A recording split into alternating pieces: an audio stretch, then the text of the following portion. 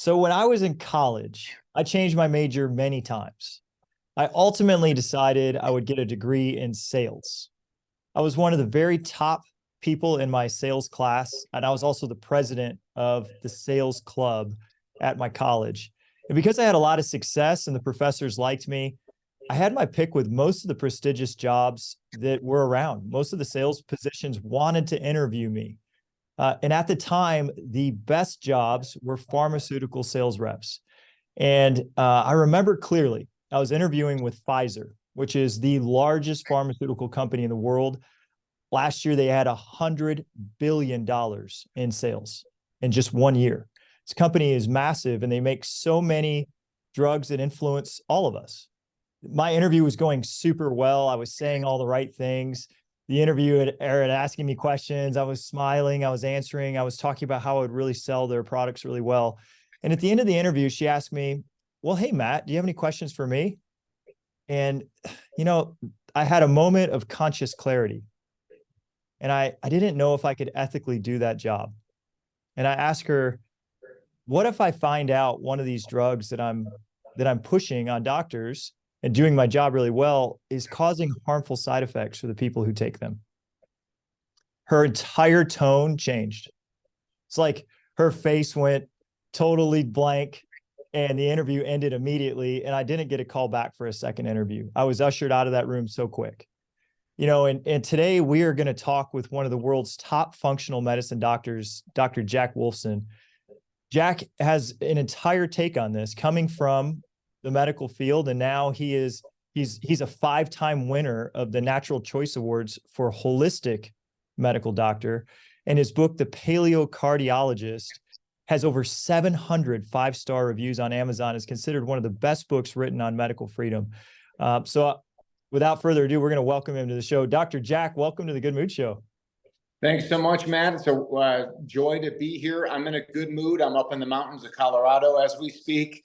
Just got a major snowfall, so hopefully I'll be skiing this weekend with my kids, potentially my wife. So life is good. Thank you so much again. Oh, yeah, I love it.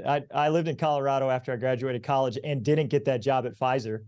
When I didn't land a job there, I went out to Boulder, Colorado, and then we would ski Vail and Beaver Creek and Breckenridge and Keystone and Arapahoe Basin. I freaking love it. And I love skiing. I'm so jealous of you right now.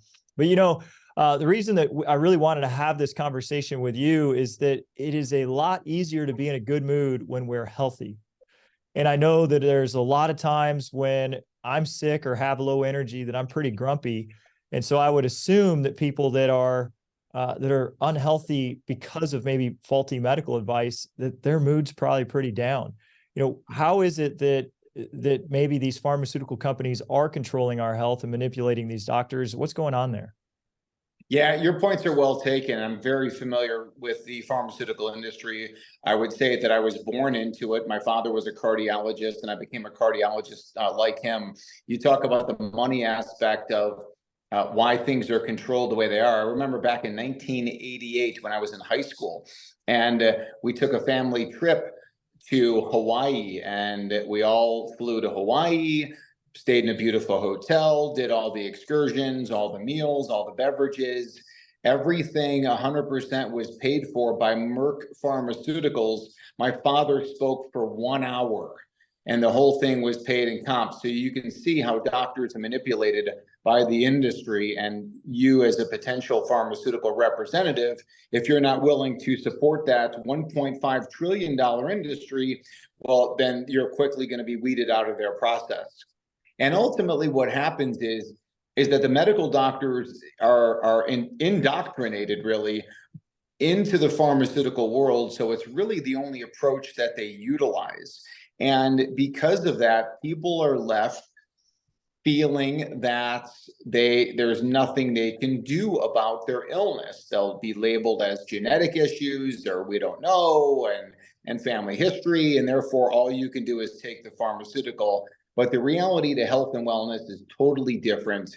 And I can't wait to share more information with everyone here. Yeah, I know, and you've made some claims. One of your claims is that millions are sick because of these incorrect health approaches, and another is that many traditional doctors have just basically become legalized pill pushers. I know these are good people. Doctors are good human beings. They got into the profession to help people. How did it get to this? Well, really, it started in the early 1900s, where the medical community was taken over by the Rockefeller Foundation and what's called the Flexner Report. So that's in the literature if somebody wants to just Google, Flexner, is how the Rockefellers and the oil industry took over the pharmaceutical industry, and therefore medical education came under that umbrella of really being pharmaceutical driven. Prior to that, it was all about true health and wellness and true happiness. And we are born to be healthy, and we are born to be happy. And if we're not healthy and not happy, there is a reason. And the reason is not pharmaceutical drug deficiency. If you are unhealthy, if you are unhappy, there are many reasons for that. And unfortunately, yes, you're talking about very intelligent people, but they are born into the industry. Matt, it's kind of like if you and I went on a trip and we go to, I don't know, Nigeria, and we're there and we're trying to get around and we're asking questions, and they look at us like, look at these two stupid Americans. They don't speak whatever language they're Nigerian? speaking in Nigeria. Yeah. We're not stupid. We're not unintelligent. We just never been trained that way. And it is unfortunate, because for the people who are listening to grasp the fact that the medical doctors don't get it, they don't get common sense. You'd say, how can someone so smart not understand what real health and happiness is? But it's just the way it's been since the last 100 years. Yeah, and one of the chapters in your book is titled "One Nation Under Prozac." Talk with me about Prozac and why is that a big issue in the world today? Yeah, well, I talk about in that chapter that we know that mental health plays a big part in not only cardiovascular health and longevity, but total longevity. We know that people that suffer with anger, anxiety, stress, depression, social isolation, which has become huge over the last few years, we know that those people have a much higher risk of cardiac disease, things like heart attacks and strokes, also heart rhythm problems such as atrial fibrillation and cancer and dementia. So we need to address those things. Not to mention they're not happy and they're not in a good mood. Well, certainly, if you're suffering with anger, anxiety, fear, worry, you are an unhappy person by definition. And of course, the answer is not a happy pill, such as Prozac allegedly is. So people are not deficient in Prozac. People are deficient in our method, which I created, called Eat Well, Live Well, Think Well.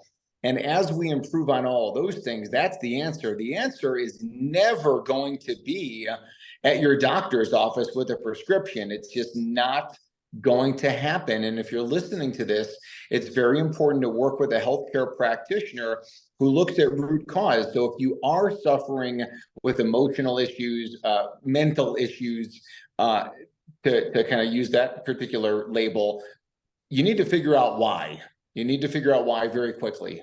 And there are answers, and we've seen that very often. Yeah, and of course, we're not going to downplay it all. Sometimes people really are struggling and are feeling hopeless or are feeling depressed, and if you need help, get help. And as Dr. Jack is describing to us, it most likely there's not an easy pill to those answers. And the reason I really wanted to talk with you was about this whole concept that you have, which is eat well, live well, think well, to a 100-year heart and a 100-year life. And I would assume to a very happy 100-year heart and happy 100-year life. Let's get into the answers here. So out of eat well, live well, and think well, where would you like to start? Well, and let me, before we even get into that, and maybe we will go in order on this, but I do want to say, listen, God bless the men and women who work in emergency rooms and trauma centers. There is a time and a place for emergency medicine, and for people who, for example, if someone is suicidal, like that person may need urgent medical intervention. But the goal always is to get off of the pharmaceuticals as quickly as possible, with the help of a holistic practitioner. The you know, when we suffer from a heart attack, how do we prevent another one? Well, the answer to prevention is not pharmaceuticals. The answer to prevention is through that lens of eat well, live well, think well. So whenever someone comes to me with any particular medical condition, and it may start off with cardiovascular, but yeah, they're, you know, they got anxiety, or yes, they've got skin issues, or yeah, they suffer from maybe mild depression, or sometimes something called like dysthymia, so they don't qualify for total depression diagnosis, or cyclothymic disorders, which is kind of like a mini variant of a bipolar manic depression. But nonetheless, these all have reasons. And so if we start off with the concept of eat well, live well, think well, and we dive into eat well, I want to give people some foods to really focus on, to eat more of, and therefore their brain is going to work better. Their happiness scale is going to improve because you're giving the body the foods it needs to get the job done. Number one is wild seafood. So wild salmon, sardines, anchovies, clams, oysters, shrimp, lobster, crab, salmon roe, the fish eggs. So what these foods are is they are extremely high in omega-3 fats. And people with the highest levels of omega-3, as measured in the blood, have the lowest risk of mental health issues, emotional issues, and of course, cardiovascular issues and everything else. Because Wow. our ancestors used to eat a lot of seafood and most people do not. Yeah, what about omega-3 supplements? Like do those help, like fish oil supplements or even omega-3 gummies? My preference would be to eat the seafood first, second, and third. So I want to really push that. There are supplements companies that actually put some of this stuff inside of a capsule, and shameless plug here, our company, Natural Heart Doctor, because I wanted to offer this to the people who don't eat those foods. And maybe when you're kind of down and out, you're more willing to swallow a capsule than cooking a wild salmon, a whole variety of reasons that people would have it. So we do have the wild salmon roe in a capsule and the entire sardine freeze dried and pulverized and put into a capsule as well. As far as the oils are concerned, there is some literature that says that those can be beneficial. I think there are some other concerns about them. I'm okay with it, but my preference is eating the seafood first. Yeah, and I love that, you know, it seems kind of like, oh, I'll just go ahead and change my diet and then I'll be happy. You know, it seems a little far-fetched, and yet, you know, I can't remember who said it, but somebody very famously said, "Let food be thy medicine." And Yes. and so I totally agree. If our brain is not functioning optimally, well, then how could we expect our brain to give us the happy chemicals and happy responses that we want to have a happy life? Yeah, you got to give your brain and your total body the tools it needs to get the job done. So there are many reasons why people are unhappy these days. Many, many, many reasons, and we can dive into those. I feel the most unhappy when I'm extremely exhausted, when I'm tired. Yeah, It's the hardest yes. for me to be my happiest self when I'm exhausted and when I'm tired. And I was on a vegetarian diet for months, and I was working out extremely hard. I had lost a ton of weight, and I was constantly exhausted. And I since have changed my diet and have got a lot more energy. I've put on 8 pounds.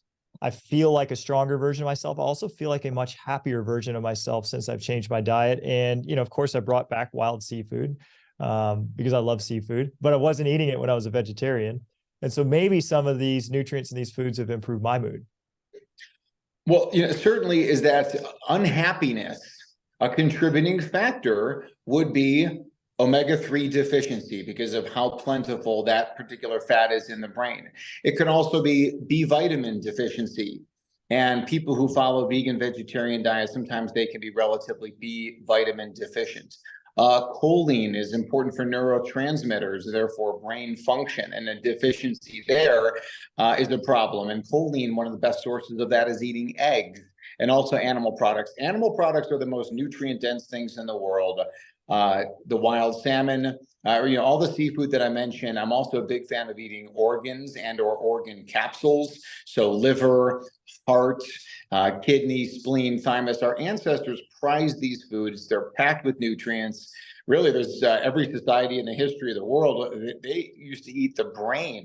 So if you want a healthy brain, why wouldn't you eat brain tissue? And that, of course, is not on the American palate, but we may have just grossed out some listeners. Well, our job is to give people as many of the tools as we think they need to get the job done. And, gross or not, let's just kind of understand that our ancestors ate these foods. Animals eat these foods in the wild.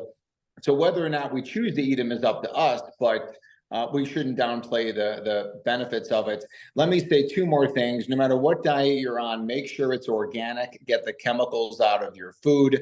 Artificial sweeteners, colorings, flavorings, those are known neurotoxins. So get those out. And then also, David Perlmutter wrote a book called Grain Brain.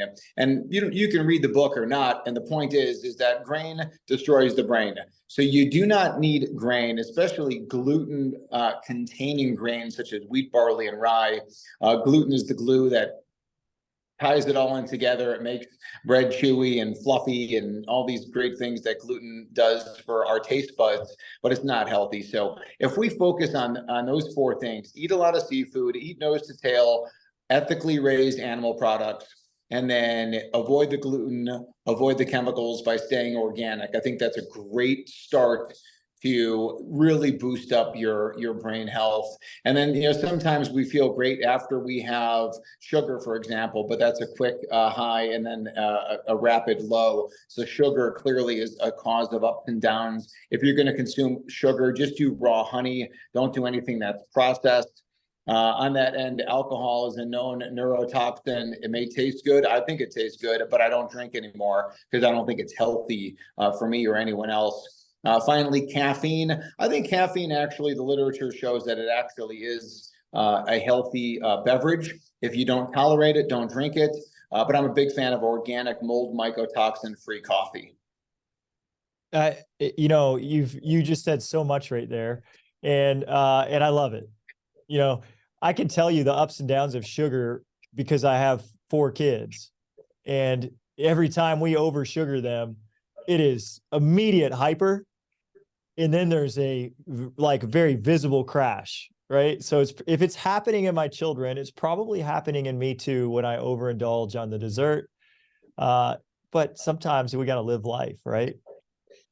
Yeah, we got the 4-kid club over here as well. And listen, life is to be enjoyed, and I don't want people to be down about this because really more so what I'm saying is these are the foods you want to focus on.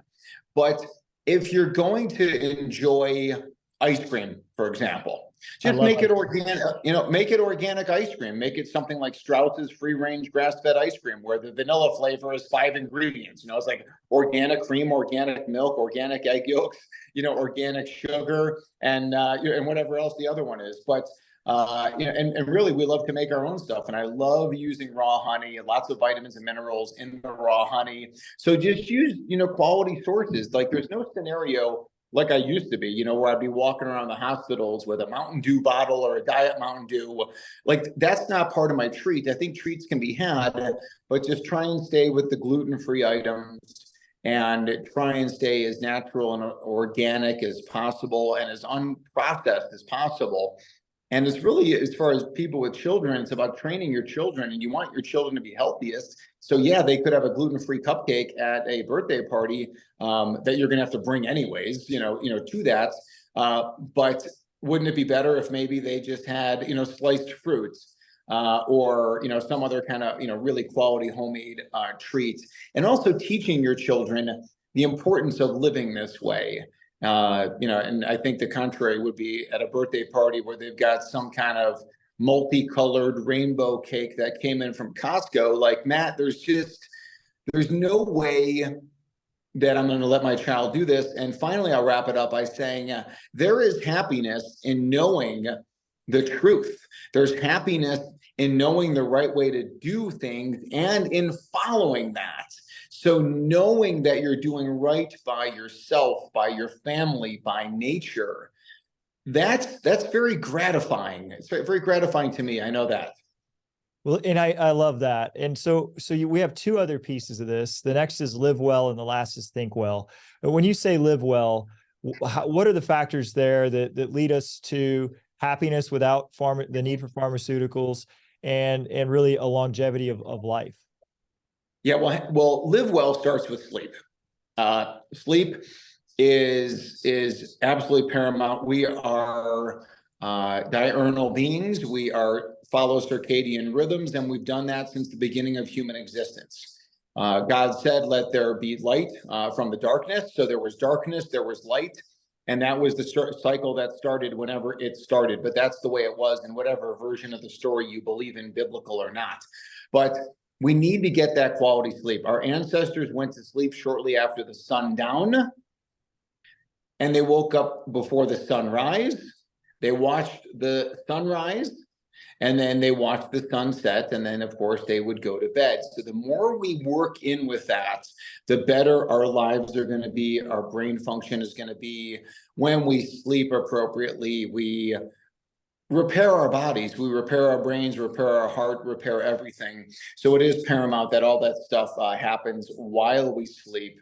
And then when we awake, and let me just say this real quick, is that watching technology at night when it's dark out is highly detrimental to our brain and brain function. So please take a look at that, trying to minimize that.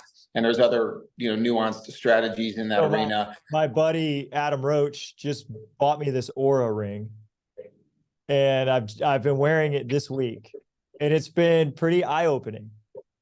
So the ring tracks how much REM sleep I got, and how much deep sleep I got, how many times I woke up in the middle of the night, and how much of the time I was laying in bed that I actually was sleeping versus not sleeping.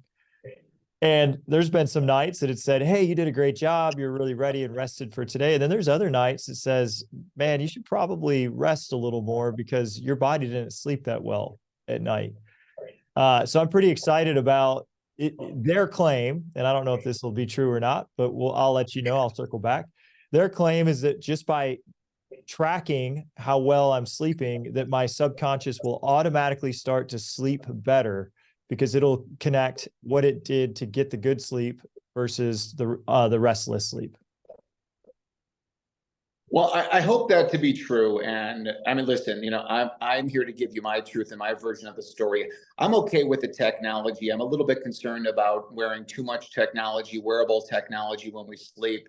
So I think that if you can get the data that you need in the short term, that it's not something that we do for the long term with wearables. Those are electric devices. They are often Wi-Fi connected devices. So we want to be a little bit careful with that. But sleep is absolutely critical. If you're not sleeping, you're in trouble. Your brain is not going to be happy. You're not going to find happiness, like you mentioned before, when you're chronically tired, dietary induced or not.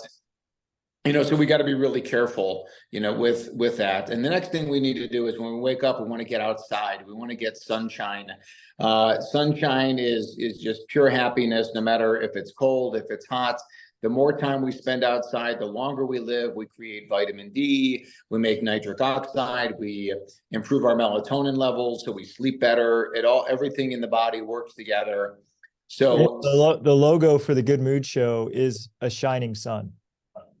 It really is. I mean, everybody feels better when they're out of the sun, in the sunshine. Everybody feels better when they're outdoors. Everybody feels better on a camping trip, when they're out in nature, or they're walking at the beach. At the beach. Right? I mean, or on a bright bluebird day on the ski slopes in Colorado.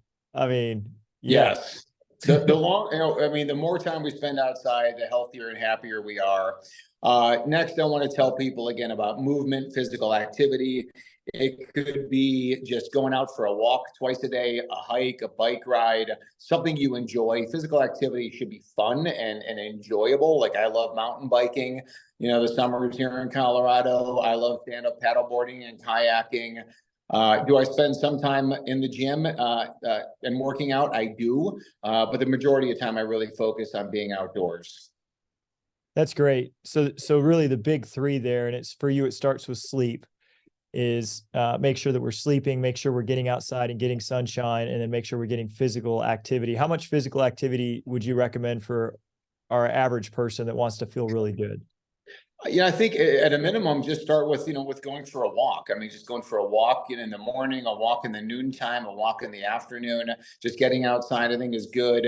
If you can, the best evidence-based activity is, high intensity interval training, which sounds pretty daunting to people, but it really is kind of, ancestral or paleo-esque, if you will. Our ancestors, they'd chase after, each other, chase after food. They would build shelter, carry food, carry each other, wrestle with each other. So it was a lot of high intensity activity. I think that's probably best than, going on the treadmill and, doing a walk for 45 minutes at, 3% incline when you got your earbuds in and you're around all the tech and chemicals and Wi-Fi. I think we're better off, without that. Just getting outside in nature. I can tell you that there's data on tree hugging, and you know that as well. Just going outside and being in nature, there actually is some value to that energy connection. Standing barefoot, all that is important. Now, the flip side to all this stuff inside of living well is all of the different man-made toxins that are out there. And I think that if I'm suffering with emotional and mental wellness issues, then I'm thinking, what's my environment like? Are there toxins or contaminants? And the first one I would look for is mold or bacterial growth from water damage. That is a monumental crisis. Those toxins from the molds get into our bodies and in our brains and wreak havoc. The most famous mold mycotoxin everybody's heard of is called penicillin. It is a toxin released from mold that kills bacteria and probably doesn't help out humans too much. So we want to make sure that we're living in a healthy, safe environment in many different ways, but looking at all of the things quite simply. Whatever you bring into your home, is it natural or not? If it's not natural, if it's poison, don't bring it in. And then finally, I'm a big fan of chiropractic care for all things health related, including brain health. And I'm a big fan of holistic dentistry. And that kind of wraps up everything inside of living well. It's a lot. It's a lot, but you can tackle this one thing at a time. And I have, I've looked at the care products that I used in the morning and said, okay, am I putting toxins on my body with the deodorant I use or the toothpaste I use? What kind of soaps am I using? What kind of lotions are we using? Are they paraben free? So there's a lot that you've said there, and you can one at a time start to look at the things that are touching your body and touching your environment and clean it up. And that will improve your mood. So the last one, and possibly the most important one, is think well. And what's your recommendations on thinking well for health and for moods? Well, thinking well is really number one. It starts with the understanding that if you're not thinking well, your physical health can certainly suffer.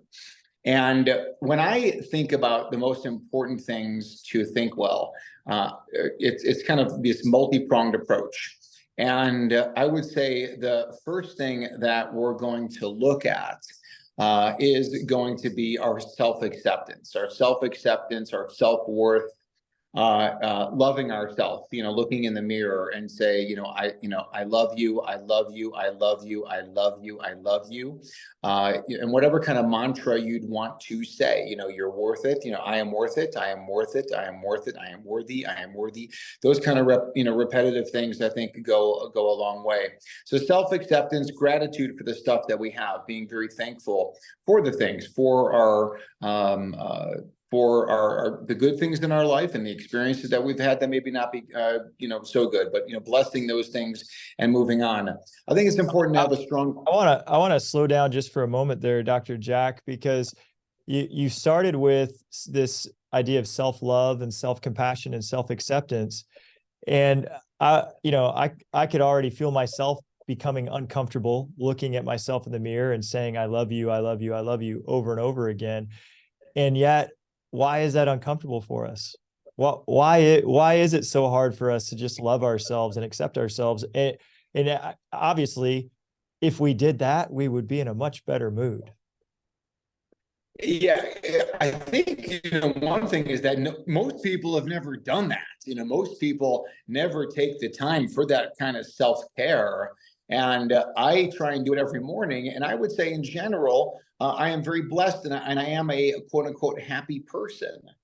But even still, that idea of we all have our ups and downs. And just as a reminder, like whoever you are and you're looking at the mirror, to love yourself and appreciate yourself for what you have and what you are and what you're capable of and what you're going to do in the future. So often though, so often we look in the mirror, I can talk about myself, and in my thoughts are, I could be doing more. Right? Or, hey, I messed up on that. Or, hey, what happened yesterday wasn't good enough. And, my thoughts are not always, as I am looking in the mirror, about how much I love myself, how much I accept myself. It's like this, we always want to be improving. We always want to be doing better, accomplishing more. So I think that's really what gets in the way of self-acceptance and self-love, is this desire to be more perfect than we are.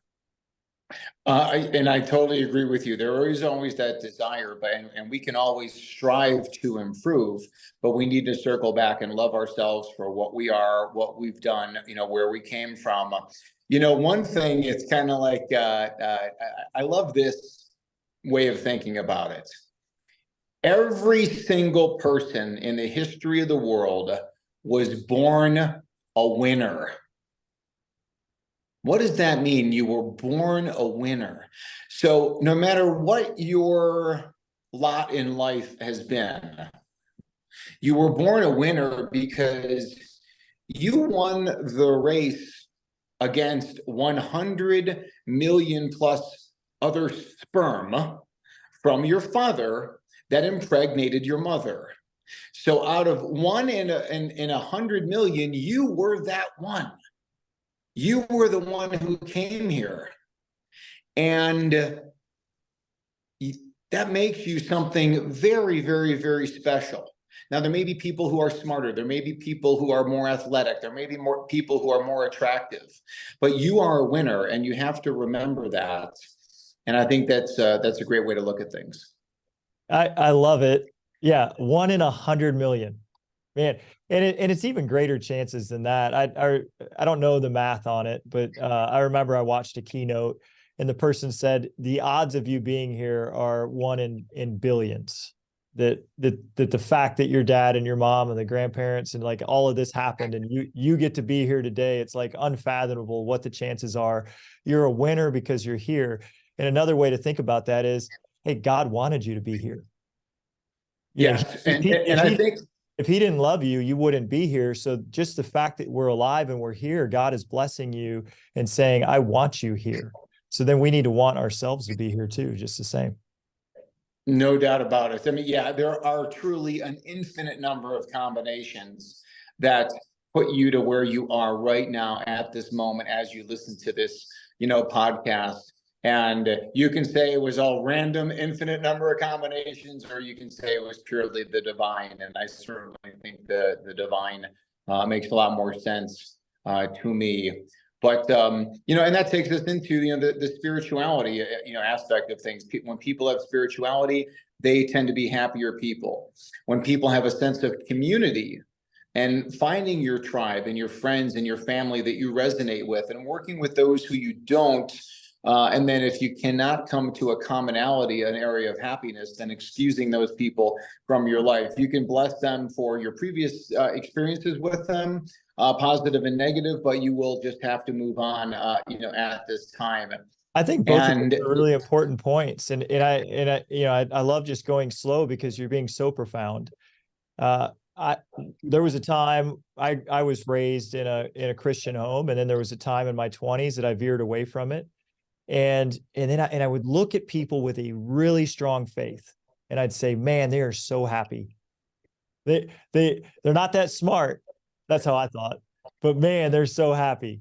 And then into my 30s, I came back into an extremely strong spiritual belief system, and it is a much happier place to be, knowing that everything actually is guided, and that there is a greater meaning to all of this than just random science.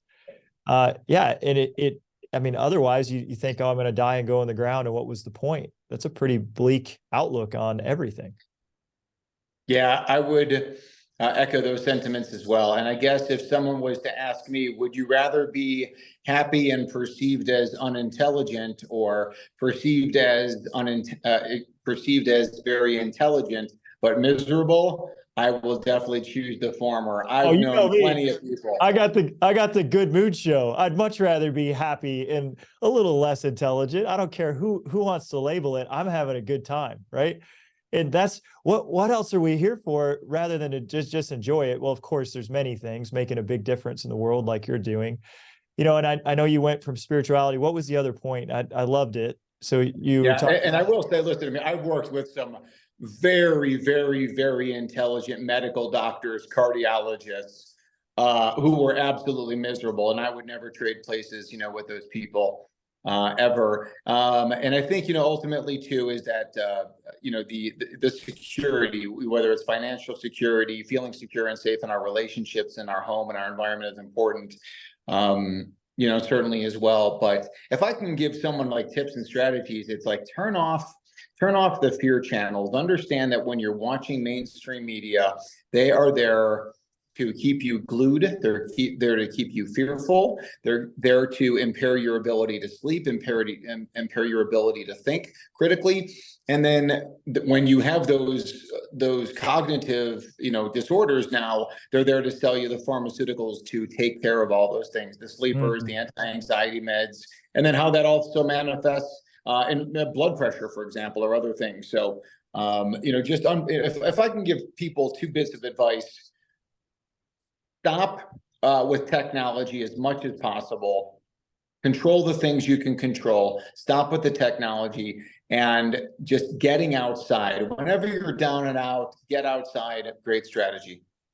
I had a guest earlier this year named 𝘂𝗶𝘁𝗵, and he wrote the book The Upward Spiral. And I've always remembered what he said. He helped people who were suffering from depression. And he said, you will never meet someone who's training for a marathon that's depressed. And he said, for the same reasons. They're outside, they're exercising every day. And then because they're outside and they're exercising every day, their mood is elevating, but they're also working towards a goal. They're working towards a future. And I thought that was great advice. But man, Dr. Jack, this has been such an enlightening conversation. There are people that I'm sure are just going to really resonate with you. Hopefully we've changed some lives on living well, eating well, and thinking well. How could people get in touch with you and learn more? Let me expand on what you said real quick, because I just want to hammer that home with people like marathon runners.